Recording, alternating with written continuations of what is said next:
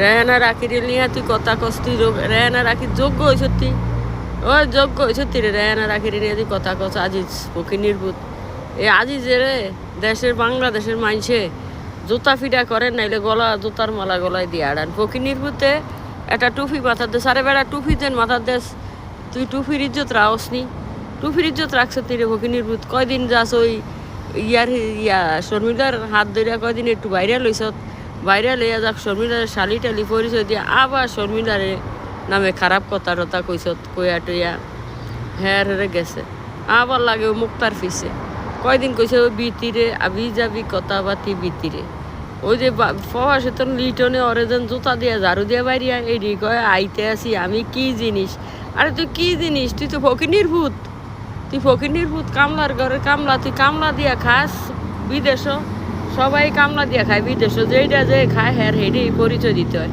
আরে আমার ব্যবসা আছে আমার এই আছে কোটি টাকা এই আমার ব্যবসাটা দেখিস রে তোরা রে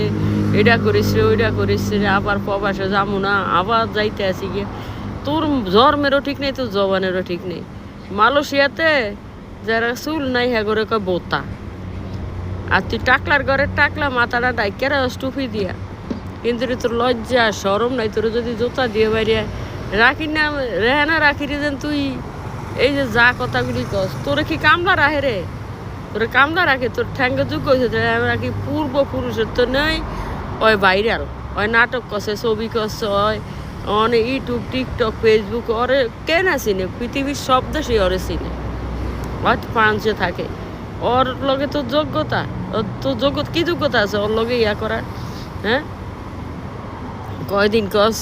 এই বৃত্তি আমারে কইছে ফোন করি আমি আসতাম আমি কি আনতাম আমি সব কিছু কিনছি